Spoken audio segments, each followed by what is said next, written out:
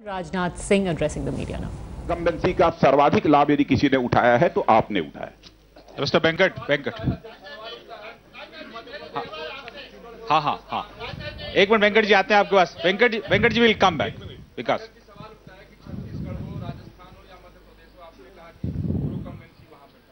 ऐसा नहीं लगता कि वहां तीसरी चॉइस के रूप में दूसरा पार्टी से आती है। ये मैं लोगों के पास एक आप था विकल्प, तो बीजेपी के बजाय अधिकतर लोगों ने पसंद किया। अगर छत्तीसगढ़ मंत्रित्व होता तो ऐसा होता। अधिकतर लोगों ने यहां पसंद नहीं किया, अधिकतर लोगों ने भारतीय जनता पार्टी को दिल्ली में पसंद किया है। या मिस्टर वेंकट सीधा जवाब दूंगा, सीधा जवाब दूंगा। नहीं, डीएमके की तरफ से ऑफर आया है ना हमारी तरफ से कोई पहल हुई है। जवाब सीधा है। मिस्टर रविंदर, फिर सुजीत ठाकुर। हो गया, हो गई बात। आपने सीधा पूछा था, सीधा बतला दिया। मिस्टर रविंदर फ्रॉम जी।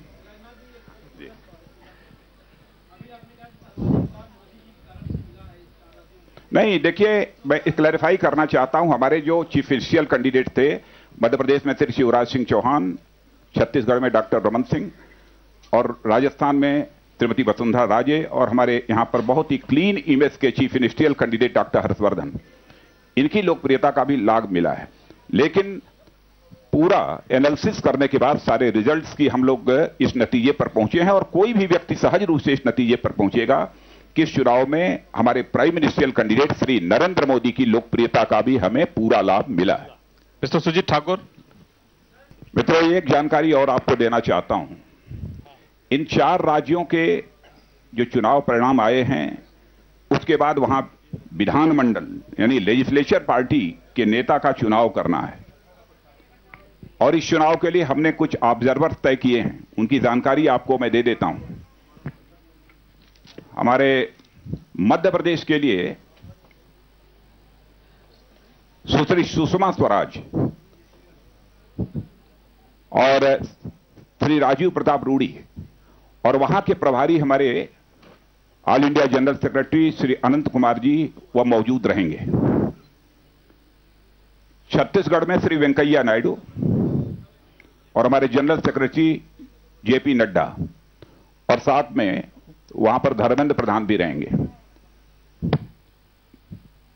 राजस्थान में श्री अरुण जेटली और जनरल सेक्रेटरी श्री अमित शाह और कप्तान सिंह सोलंकी वहां के प्रभारी हैं, वह मौजूद रहेंगे। दिल्ली में श्री नितिन गडकरी और उनके साथ थावरचंद गहलोत जो हमारे जनरल सेक्रेटरी हैं, वह ऑब्जर्वर के रूप में मौजूद रहेंगे। यह 4 राज्यों में हमने ऑब्जर्वर्स मनोनीत किए हैं, उसकी जानकारी मैंने आपको दी है। नहीं, बिल्कुल हवा बनाने का प्रश्न नहीं है। अभी तो चुनाव परिणाम छत्तीसगढ़ के आ रहे हैं, लेकिन लेटेस्ट जानकारी हम लोगों ने अभी नहीं, वोट परसेंटेज अभी आपने कैसे निकाल दिया? जब तक कि सारे चुनाव परिणाम आएंगे ही नहीं तो लोग परसेंटेज कैसे निकालेंगे? नहीं, ऐसा नहीं। Madam in front row please ask your question please.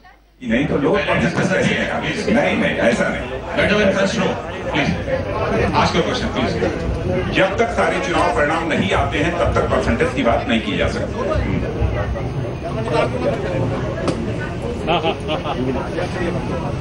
मैं समझता हूं कि जैसा मैंने पहले कहा था कि दिल्ली विधानसभा के पूरे चुनाव परिणाम आ जाने दीजिए, उसके बाद ही हम यहां सरकार बनाने के संबंध में कोई बात स्पष्ट रूप से कह पाएंगे। मैंने अब हो सकता है कि और बढ़ जाए। मिस्टर मजूमदार।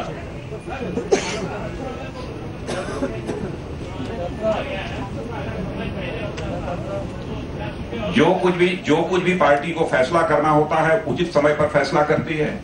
कुछ राज्यों में जहां आवश्यक हमको महसूस होता है जितने महीने पहले करने का, उतने महीने पहले हम अपने चीफ मिनिस्टरियल कैंडिडेट की घोषणा करते हैं, और दिल्ली में भी उसी अनुसार किया है। यह किसी भी पॉलिटिकल पार्टी के एक स्ट्रेटजी का पार्ट होता है। मिस्टर वाजपेयी।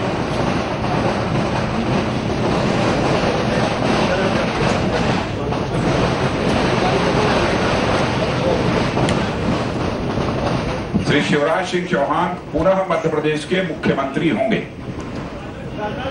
तीसरी बार। अबे एक मिनट जरा दिलीप तिवारी।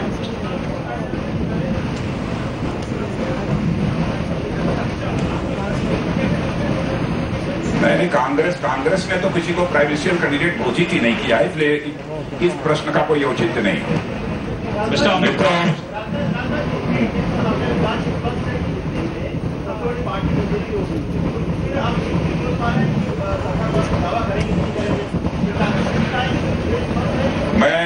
मैं यह भी क्लैरिफाई कर देना चाहता हूं कि 4 के चारों राज्यों में भारतीय जनता पार्टी की सरकार बनेगी और हमारे मुख्यमंत्री बनेंगे।